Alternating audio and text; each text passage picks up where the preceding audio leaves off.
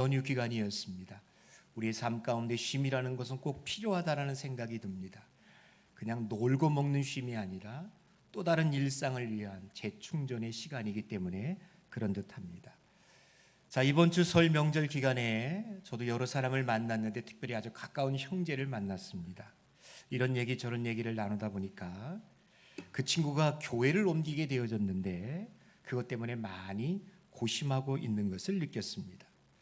나름대로 교회를 옮길 수밖에 없는 특별한 이유가 있었지만 어찌되었든 간에 너무나도 오랫동안 몸담고 있었던 교회였기에, 교회는 자기의 분신과도 같고 자기의 몸과 같은 곳이었기에 막상 교회를 옮기게 되어졌을 때 찾아오게 되어지는 그 허탈감, 또 많이 힘들어하는 그 모습을 보았습니다. 여러분, 정말 신앙생활을 제대로 하는 사람이라면 교회가 얼마나 중요한지 제가 굳이 말씀드리지 않아도 여러분들이 잘 이해하리라 여깁니다. 교회는 그냥 교회가 아닙니다. 교회는 우리 삶의 중심이지요. 우리가 작게는 일주일에 한 번, 조금 많이는 일주일에 서너 번 교회를 나온다고 하지만, 설사 내가 오늘 한 번밖에 교회를 못 나온다고 하지만 오늘 나온 이 시간을 통하여서 우리는 한 주간 살아낼 힘을 얻습니다. 우리 마음속에 은혜가 있고요, 우리 마음속에 평강으로 채워주는 것이 바로 하나님의 교회인 줄로 믿습니다. 교회는 정말로 소중한 것 같아요. 그래서 제가 가지고 있는 목회 철학 중에 하나가 뭐냐면 건강한 교회 만들기입니다. 여러분, 가정이 병들고 건강해지지 아니하면 식구들까지도 다 병드는 것을 봐요. 마음의 병이죠. 교회도 똑같다고 생각이 듭니다. 교회는 무조건 건강해야 돼요. 그래야지만이 그 교회에 몸담고 발을 내딛는 모든 사람들도 영적으로도 건강하고 행복한 삶을 살아갈 수 있는 거 아니겠습니까? 여러분, 많은 생각들을 해봅니다. 정말 건강한 교회가 어떤 교회일까? 많은 사람들이 오고 싶어하고 머물고 싶어하고 한 번 오면은 조금 더 있다 가고 싶다, 그런 마음을 들게끔 하는 좋은 교회, 건강한 교회는 과연 어떤 교회일까? 여러분, 목회자로서 저는 생각을 안 할 수가 없을 것 같아요. 아니, 저뿐만 아니라 여러분들 모두도 같은 생각이 있으리라 여겨집니다. 그럴 때 여러분, 오늘 본문의 말씀은 정말 우리에게 건강한 교회의 모습을 말씀해주고 있습니다. 오늘 31절 말씀 보면 그리하여라는 접속사로 시작하고 있습니다. 지금까지 있었던 모든 사건들의 결과가 31절이라는 것이지요.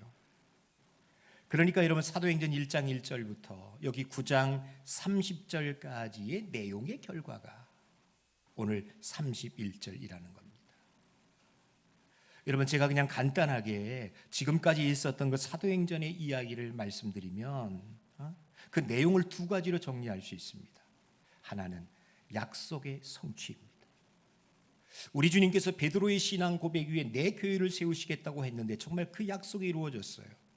오순절 성령, 그 마가의 다락방에서 정말 폭발적인 성령이 임하게 되어졌을 때, 성령의 뜨거운 역사를 경험하고 성령의 충만함을 경험했던 사도들이 나가서 말씀을 전할 때 여러분, 정말로 상상을 초월하는 3,000명, 5,000명이 회개하고 주께로 돌아오지 않습니까?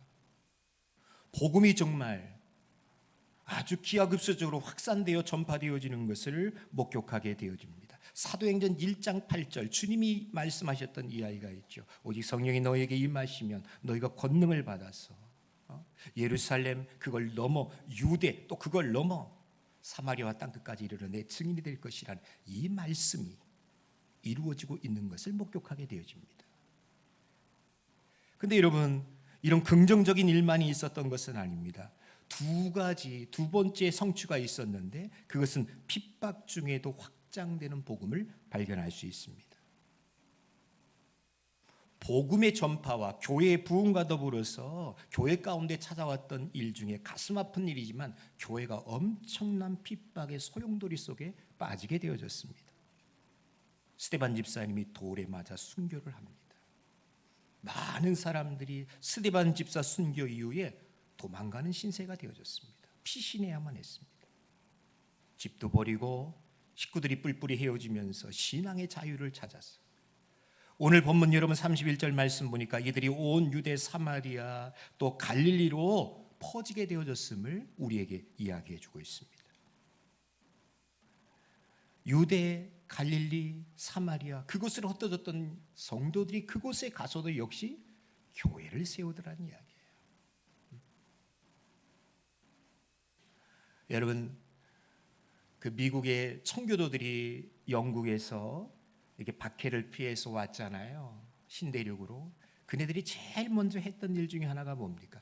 교회를 세우는 거였어요. 그때만 해도 여러분 미국이 처음에 초창기 시대 때 뭐 학교, 병원 이런 거 없었어요. 처음엔 무조건 교회를 세웠어요. 교회에서 예배합니다. 교회에서 아이들을 가르칩니다. 교회에서 마을의 회의를 합니다.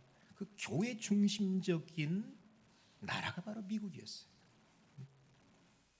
그 나라 가운데 여러분 세계에 주목할 만한 어떤 발전이 있었던 것을 우리는 알고 있지 않습니까? 스데반 순교로 인하여서 흩어졌던 교회들이 성도들이 유대로 흩어졌습니다. 갈릴리까지 왔습니다. 아니 지금까지 그렇게 무시받았던 갈릴리 땅까지 사마리아 땅까지 와가지고 그네들이 여러분 교회를 세우고 있습니다. 근데 오늘 본문의 말씀을 보시면 그네들이 거기 가서 교회를 세웠다. 그게 다가 아니에요. 그네들이 교회를 세웠는데 그네들이 세운 교회 가운데에 이러이러한 특징이 있었음을 이야기해요. 세 가지입니다. 교회의 특징이 이거구나. 이것은 단순하게 그들이 세운 교회의 특징만을 이야기하는 것이 아니라 모든 시대를 초월해서 시대와 장소를 초월해서 세워지는 교회마다 꼭 있어야 하는 교회의 본질적인 면을 우리에게 이야기해 주더라. 세 가지예요. 첫 번째, 평안입니다. 여러분 평안, 우리가 찬양했지요. 평안을 너에게 주노라. 여러분 그 말씀이 요한복음 14장 27절에 나온답니다. 평안이 무엇이냐? 평안은 주님이 주시는 선물이에요. 주님이 주시는 선물. 주님이 주시는 이 평안이 왜 좋을까요? 아니 이 평안을 왜 우리가 꼭 받아야 할까요? 이 평안은 오늘 14장 27절에서도 이야기하고 있지만 세상이 주는 것과는 다르기 때문에 그래요. 평안이라고 다 똑같은 평안이 아닙니다. 다른 평안이래요. 여러분 일반적으로 평안을 이야기할 때 세 가지로 정리할 수 있을 것 같아요. 첫 번째는 로마적이고 정치적인 평안이 있어요. 억압과 강압에 의한 평안이에요. 우리 목구멍에다가 총칼을 들이대면서 조용히 해, 말하지 마, 잠잠해. 여러분 정말 쥐죽은 듯이 조용할 수 있어요. 근데 그걸 누가 평화라고 이야기하겠어요? 군사적이고 로마적인 정치적인 억압에 의한 평화. 두 번째 평화는 여러분 헬라적이고 물질적인 평화가 있습니다. 어떤 세상의 조금 물질 문명의 혜택을 통하여서 누리게 되어지는 안도감. 평안보다는 편안함, 그렇게 표현하는 게 좋겠죠. 좋은 차를 타보셨나요? 얼마나 편안합니까? 좋은 집에 살아보셨나요? 어느 휴양지에 다녀보셨죠? 누릴 수 있는 편안이 있답니다. 이 평안의 한데 단점이 뭐죠? 일시적이라는 거예요. 더 좋은 것이 있으면 마치 소금물과 같아요. 마시면 마실수록 더 좋은 거, 더 비싼 거, 이걸 요구하는 것이죠. 헬라적 평화의 평안의 단점이라고 봅니다. 세 번째 여러분, 하나님이 주시는 평안이 있습니다. 이 평안은 어떤 권력이나 세상의 물질이 주는 평안이 아닙니다. 주님이 내 안에, 내가 주 안에 거할 때에 물질과 세상의 외압에 관계없이 항상 누릴 수 있는 평안. 이 평안이 저와 여러분들 가운데 충만하기를 주님의 이름으로 축원합니다. 오늘 이 교회 가운데 이 평안이 있었어요. 여러분 한번 잘 생각해 보세요. 신앙의 자유를 찾아서 여기까지 피신 오지 않았습니까? 그렇다고 지금 핍박이 멈춘 것은 결코 아니에요. 여전히 로마 제국 하에서 내가 그리스도인으로 산다라는 것은 굉장히 고통스러운 일이에요. 언제 어떻게 핍박의 휘어리바람이 또 불어닥칠지도 모릅니다. 그런데 이들 가운데 평안함이 있었어요. 이들 가운데 여러분 안도감이 있었어요. 왜? 이유는 하나예요. 그 평안이 세상이 주는 평안이 아니라 주님이 주시는 평안이었기 때문에 그랬습니다. 우리가 살고 있는 세상 결코 만만치 않아요. 제가 여러분 텔레비전 프로그램을 보다가 그 국회 방송이라는 채널이 있더라고요. 그게 뭐 언제부터 시작했는지는 모르겠습니다만 그 프로그램 중에 한국 정치사가 나오더라고요. 옛날부터 쭉 하니 제가 지난번에 본 거는 광주 사태 그 사건 속에서 그 87년도에 그 대통령 직성제하는 뭐 그런 파란만장했던 그런 것들이 다 나와요. 야, 그걸 보면서 느끼는 것은 이제는 많이 잊어버려졌지만 그렇다. 세상이 한 날도 편안한 날도 없었구나. 정치적으로 굉장히 흔들렸습니다. 경제적으로도 우리는 IMF를 겪고 외환위기를 겪고 지금도 계속해서 우리는 정말로 생각해 보면 지나가서 잊어버려서 그렇지 한시 한순간도 요동치지 않을 때가 없었던 것 같아요. 그 한복판에 우리가 살고 있어요. 천상교회가 거기에 있어요. 여러분, 그런데도 우리가 이겨나갈 수 있는 이유가 무엇일까요? 요동치는 세상 한가운데에서도 우리는 그래도 든든히 우리의 마음을 지킬 수 있는 이유가 무엇일까요? 하나입니다. 주님이 주시는 평안입니다. 그 평안이 내 마음에 있는 거예요. 내 생각과 마음을 지켜주시고 있는 거예요. 자, 오늘이 벌써 여러분 2월 첫 주 그렇게 됐네요. 2월 2일이네요. 1월달 한 달도 여러분들 가운데 주의 평안이 있게 된 줄로 믿습니다. 바라고 소망합니다. 2월 한 달, 아니 올 한 해 동안 주님의 평안이 여러분들을 지켜주시기를 주님의 이름으로 축원합니다. 자, 두 번째 특징은 든든히 서가는 교회입니다. 오늘 31절 말씀 보니까 그리하여 교회가 든든히 서가더라 그렇게 이야기하고 있죠. 든든히 서간다는 말은 여러분 이게 건축 용어예요. 집을 세우는데 그게 지금 차근차근 하나 둘씩 잘 세워져 간다는 뜻이에요. 근데 여러분 여기서 중요한 것을 놓치지 마세요. 중요한 게 뭡니까? 세워졌다가 아니라 든든히 서가고 있다. 완성이 아니에요. 진행형입니다. 사도 바울은 여러분 에베소서를 통해서 교회를 이야기할 때도 같은 맥락 속에서 이야기합니다. 에베소 2장 21절부터 22절까지 쭉 말씀을 교회를 건물 짓는 것으로 비유하면서 이야기하면서 22절의 끝에 보니까 이렇게 이야기해요. 그리스도 예수 안에서 함께 지어져 가느니라. 여러분, 세상엔 완벽한 교회는 없습니다. 완전한 교회를 구한다라는 것은요, 병원 가서 건강한 사람 찾는 것과 다를 바가 없어요. 교회는 지금도 불완전한 상태에서 어떻게 지어져 가고 있음을 기억하셔야 돼요. 우리 교회도 예외는 아닙니다. 영국의 설교자 찰스 스펄전 목사님에게 한 성도가 찾아왔답니다. 그가 고민하다가 이야기를 털어놓습니다. 목사님, 저에게 정말 완전한 교회 하나만 좀 소개시켜 주세요. 제가 그 교회 가서 신앙생활 잘하겠습니다. 그랬더니 스펄전 목사님이 뭐라고 하시느냐? 완전한 교회가 있으면 좀 나에게도 소개해 주시오. 나 목사직 안 하고 거기 가서 성도하겠수다. 그러면서 그 스펄전 목사님이 또 말합니다. 만일 당신이 완전한 교회를 발견하거든 절대로 당신은 그 교회 가지 마시오. 당신 때문에 교회가 불완전해질 것 같소. 그러더란 얘기예요. 여러분, 완전한 교회는 없어요. 완벽한 교회는 없어요.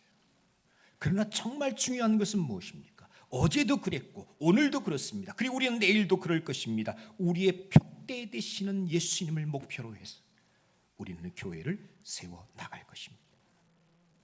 벽돌 한 장 쌓는 마음으로 하나 둘씩 교회가 교회 되게, 이 땅에 주님을 드러낼 수 있는 주님의 몸으로서의 교회를 우리는 세워나갈 것입니다.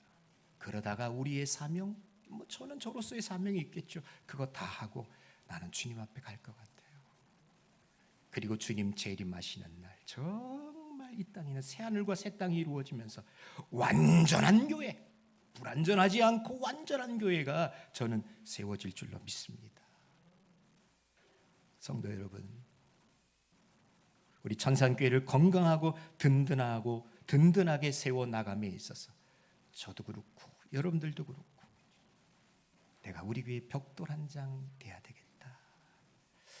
이 마음 가져야 되지 않을까요? 내가 교회 걸림돌 되지 말고 내가 교회 디딤돌 돼야 되겠다 라는 결심이 있어야 되지 않을까요?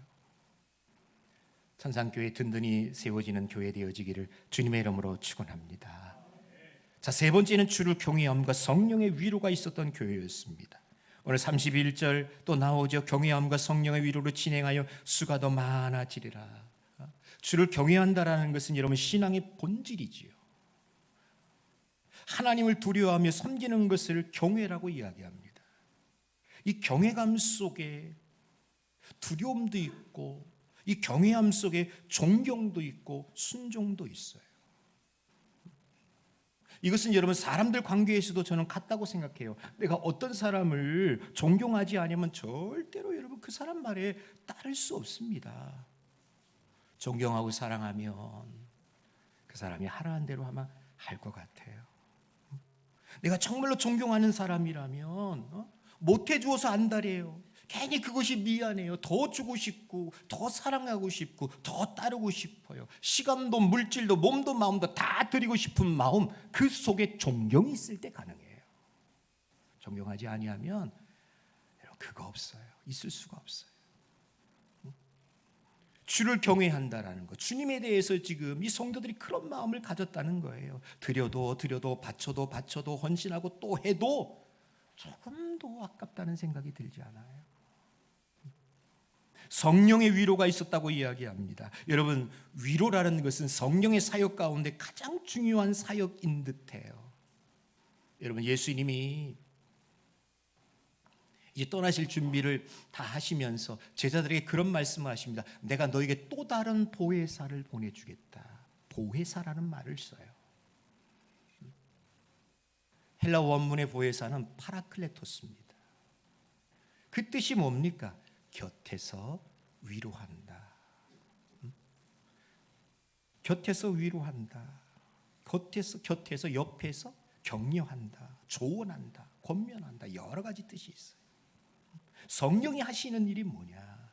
여기 여러분 위로라는 말이요. 파라클레시스, 파라클레토스 같은 말이잖아요. 어원이 같아요. 성령이 하시는 가장 중요한 일, 파라클레시스, 곁에서 우리를 위로해요. 우리를 권면해요. 우리를 일으켜 세워요. 낙심하지 않도록. 여러분 한번 생각해 보세요. 제가 말씀드렸잖아요. 여기 와서 지금 교회를 세운 사람들이 거의 도망치다시피 여기까지 쫓겨왔어요. 직업도 집도 가정도 어쩌면 다 내려놓고 식구들끼리 헤어졌는지도 모르겠어요. 그런데 여러분 보십시오. 그들 가운데 아까도 보았지만 평안이 있습니다. 그들 가운데에 어찌된 영문인지 교회가 든든히 세워지는 것을 봐요. 이유가 어디에 있을까요? 왜 그럴까요? 상황적으로 보면 이렇게 하면 안 되걸랑요. 이럴 수가 없어요. 그런데 그렇게 됐어요. 그게 무엇 때문에 이것이 가능할까? 한 가지입니다. 성령의 위로가 있었더라. 성령의 위로. 여러분 지금까지 살아온 여러분들의 인생을 한번 잘 더듬어 보세요. 또 지난 한 해 우리 교회 가운데 있었던 일들을 한번 잘 생각해 보세요. 내 인생도 그렇고 우리 천산교회도 그렇고 여러분 우리는 아무 일도 일어나지 않는 진공 상태에 있었던 적은 한 번도 없습니다. 정말로 개인적으로도 수많은 어려움과 고난이 우리들 앞에 있을 때가 있었어요. 교회적으로도 크고 작은 일들이 늘 항상 있어 왔어요. 그럼에도 불구하고 우리는 낙심하거나 포기하거나 주저앉지 않았습니다. 무엇 때문에? 때마다 시마다 우리에게 베풀어 주시는 성령의 위로가 있었는 줄로 믿으시기 바랍니다. 성령의 위로가 있었어요. 여러분 저도 그런 것 같아요. 굉장히 송구합니다만 목회를 하다 보니까 별 이야기를 다 들을 때가 있어요. 이러쿵저러쿵 뭐 힘들죠.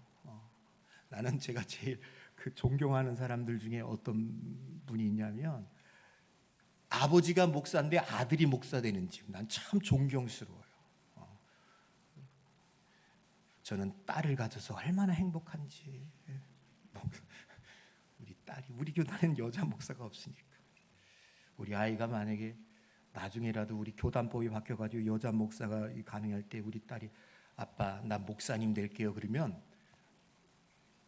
점점점 해라 그러지 않을 것 같아요. 왜? 참 힘들어요. 그런데도 여기까지 잘 왔어요. 왜 그런지 아세요? 위로자들이 많았던 것 같아요. 위로자들이 많았어요. 목사님 힘내세요. 목사님 잘하시고 있습니다. 목사님 화이팅. 위로자들이 있어요. 위로는 사람을 세워요. 위로는 사람을 세워요. 우리 가운데 여러분 파라클레토스 보혜사 되시고 위로의 성령님이 우리 가운데 함께 계실 때에 우리에게 자연스럽게 나와야 되는 것이 뭘까요? 들어가는 것만큼 나오는 거 아니겠어요? 내 속에 무엇이 담겼느냐에 따라서 그거 그대로 나오는 거 아니겠어요? 내 속에 성령이 계실진데 우리가 위로자가 되어야 되지 않을까요? 힘들고 어렵고 지쳐있는 영혼들 여러분 위로해 줘야 되지 않을까요? 오늘 나의 나된 것은 하나님의 은혜입니다. 그 은혜가 어떻게 임했습니까? 많은 사람들의 위로와 격려 가운데에 임한 거 아닐까요? 내가 힘들어할 때 나의 아내가 위로해 주었습니다. 내가 공고할 때에 나의 남편이 이렇게 세워졌습니다. 우리 자녀들을 바라만 보아도 그 자체가 위로가 될 때가 있었어요. 힘들고 고난 세상살이에서 주일날 교회 와서 딱 예배만 드리고 가도 마음속에 왜 그렇게 위로가 넘치는지. 역시 교회는 뭐가 있어야 된다? 위로가 있어야 돼요. 위로가 있어야 돼요. 저는 개인적으로 교회에서 막 회의하는 걸 별로 좋아하지 않아요. 뭐 어쩔 수 없이 해야 되지만 회의하다 보면 위로는 없어요. 뭐만 있을까요? 지적질.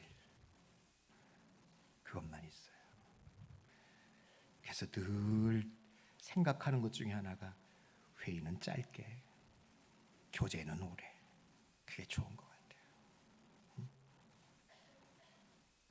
자, 그래서 여러분 우리 천상교회는 올 한 해 주제가 표가 이겁니다. 여러분 사랑하고 감사하며 삽시다. 한번 크게 해보세요. 시작. 사랑하고 감사하며 삽시다. 나만 하면 안 되고 옆에 사람들에게 자 권면합니다. 시작. 사랑하고 감사하며 삽시다. 이렇게 되기를 주님의 이름으로 축원합니다. 자, 이런 교회 하나님이 가만히 놔두실까요? 여러분 오늘 31절 끝에 보시면 뭐라고 이야기합니까? 여러분 거기 수가 더 많아지더라. 수가 더 많아지더라. 우린 이것을 일컬어서 여러분 교회의 자연적 성장이라고 이야기합니다. 내추럴 처치 디벨롭먼트. 교회가 자연적으로 성장하는 거예요. 뭐 끌어 모아가지고 뭐 데리고 와가지고 아니에요. 교회가 평안이 있습니다. 든든히 서갑니다. 위로가 있습니다. 하나님의 경외함이 있다 보니까 교회가 그냥 성장하는 거예요.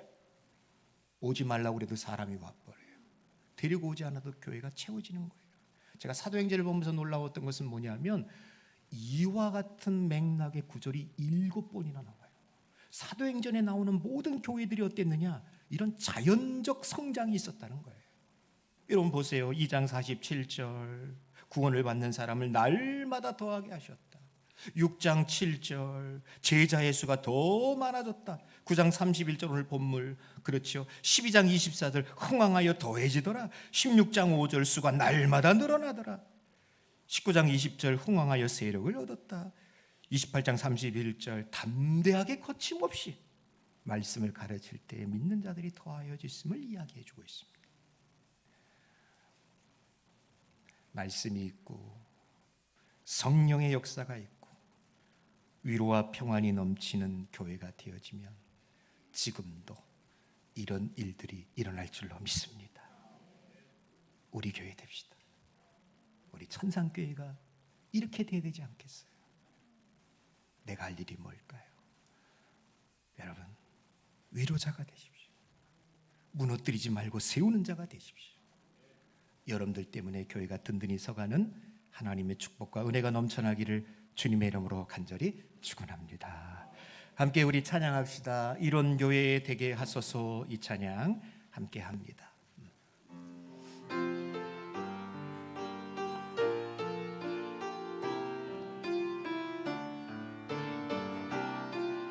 진정한 예배가 숨쉬는 진정한 예배가 숨쉬는 교회, 주님이 주인 되시는 교회, 믿음의 기도가 쌓이는 교회, 최고의 찬양을 드리는 교회, 말씀이 살아 움직이는 교회, 성도의 사랑이 넘치는 교회, 섬김과 헌신이 기쁨이 되어 열매내는 아름다운 교회, 주님의 마음 닮아서 이웃을 사랑하는 교회, 주님의 영광을 위해서 빛 대신 주님 전하는 교회, 사랑의 불꽃이 활짝 피어나 날마다 사랑에 빠지는 교회, 주께서 사랑하는 우리 교회가 이런 교회 되게 하소서. 주님의 마음 닮아서 주님의 마음 닮아서 이웃을 사랑하는 교회, 주님의 영광을 위해서 빛 대신 주님 전하는 교회, 사랑의 불꽃이 활짝 피어나 날마다 사랑에 빠지는 교회, 주께서 사랑하는 우리 교회가 이런 교회 되게 하소서. 하나님 아버지, 정말 이런 교회 되게 하여 주옵소서. 사랑 있는 교회, 평안이 넘치는 교회, 주를 경외함과 성령의 위로가 있는 교회, 그래서 자연적으로 성장하고 든든히 세워줄 수 있는 바로 그 교회, 우리 천산교회 되게 하여 주옵소서. 그 중심에 내 자신이 있기를 원합니다. 이런 교회 세우기 위해서 내가 벽돌 한 장이라도 놓겠다는 그 마음 갖기를 원합니다. 주님, 말로만 예수 예수 하지 말게 하여 주시고, 정말 교회가 꼭 필요로 하는 건강한 성도들이 다 되게 하여 주옵소서.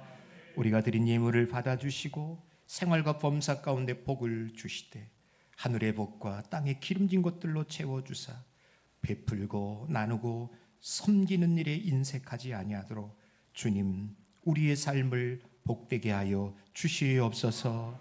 감사드리고 예수님의 이름으로 기도하옵나이다. 아멘.